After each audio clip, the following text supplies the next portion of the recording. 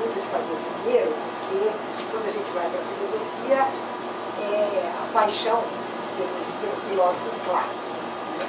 Então, fazer o primeiro volume, descobrir o nascimento da filosofia, foi uma coisa que eu gostei de fazer. Mas este segundo volume, eu gostei de fazer por dois motivos principais.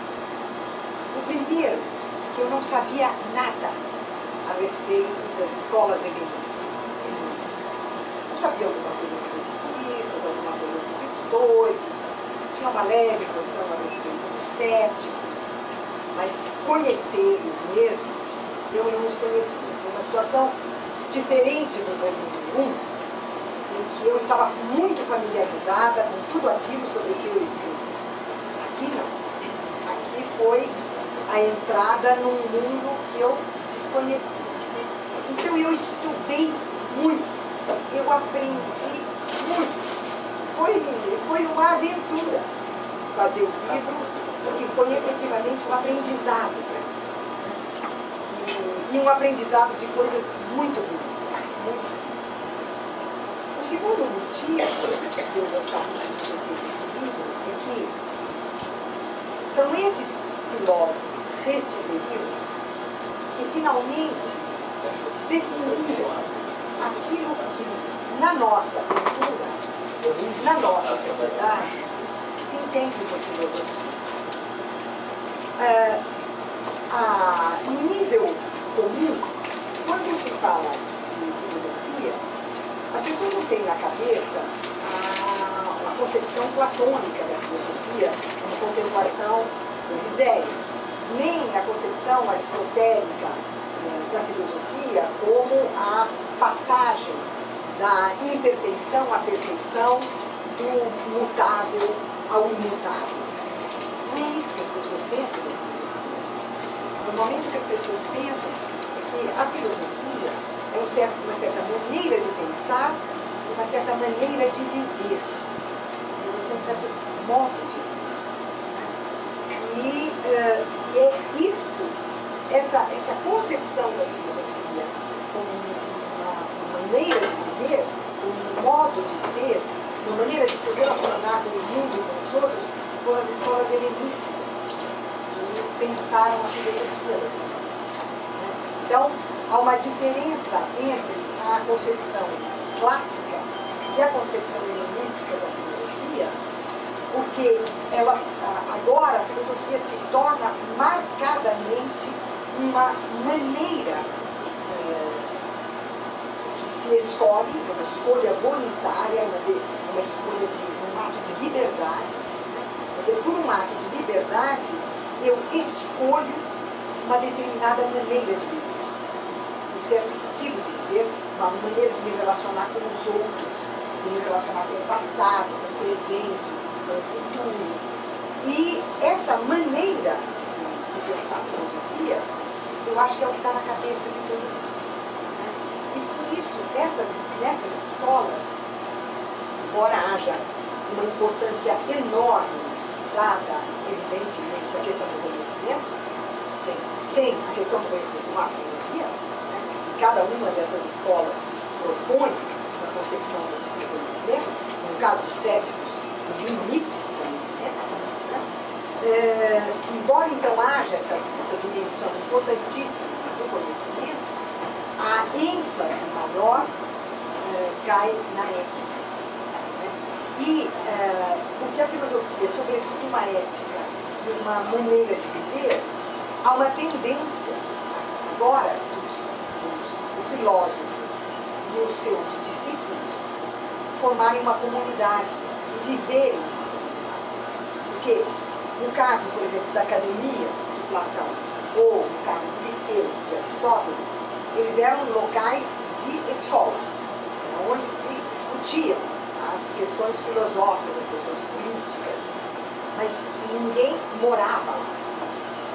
Agora não.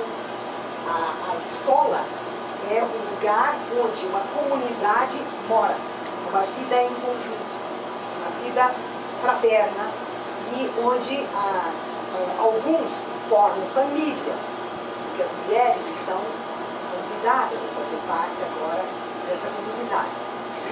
Então, eu diria que o que é fascinante nas escolas helenísticas é essa dimensão de que a filosofia diz respeito à nossa vida, ao nosso modo de viver, a uma escolha que nós fazemos de como nós queremos viver.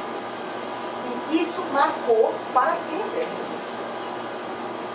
E, finalmente, um outro aspecto que é interessante, mas que esse vai ficar reservado, vai aparecer, eu espero, nos próximos volumes, é a marca que essas escolas deixaram em todo o pensamento filosófico posterior.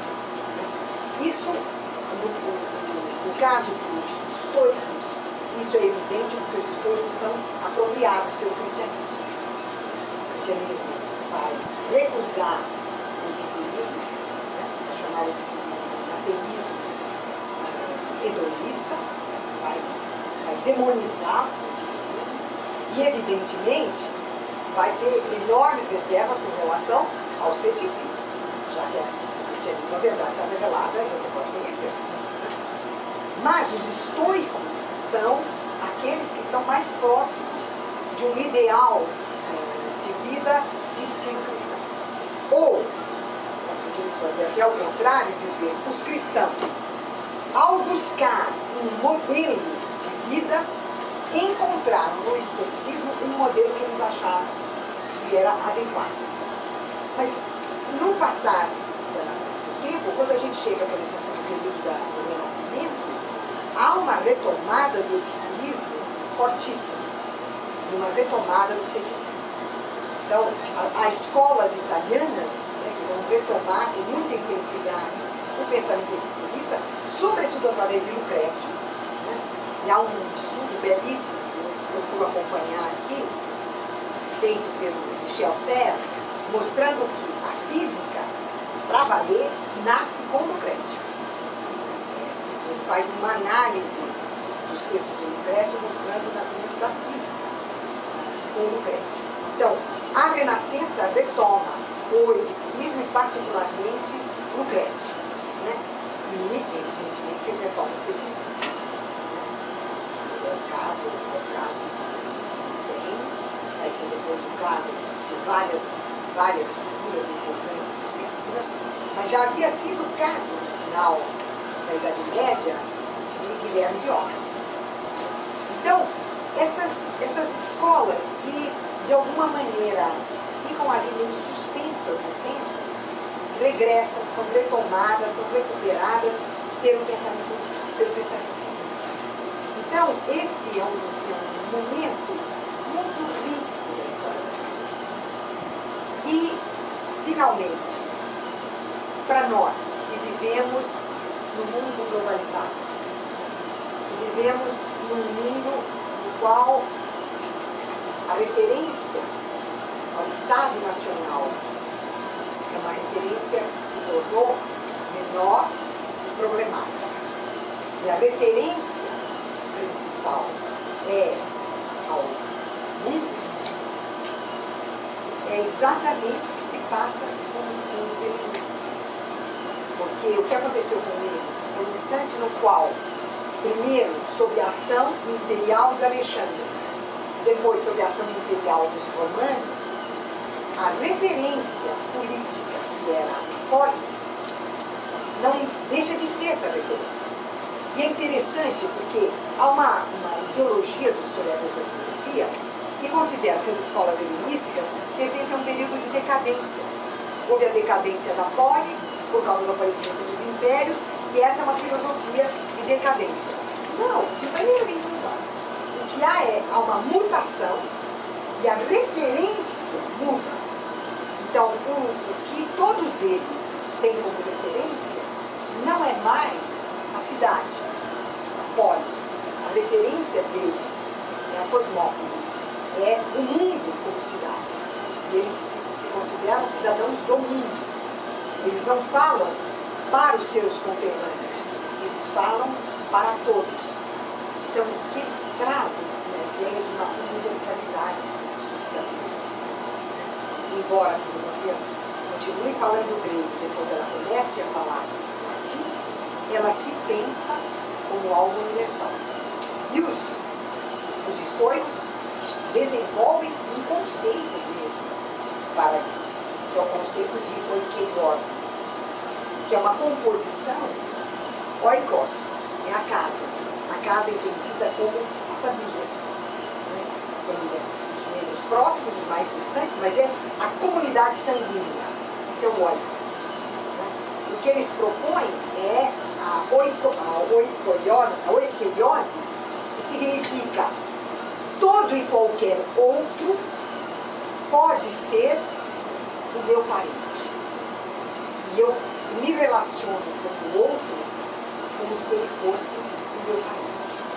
E, portanto, eu me relaciono com o outro não como um estrangeiro, não como um estranho, não como um inferior, nem como um superior. Eu me relaciono com o meu irmão. Então, é um período belíssimo. Vocês viram meu entusiasmo, né? Eu gostei muito de fazer.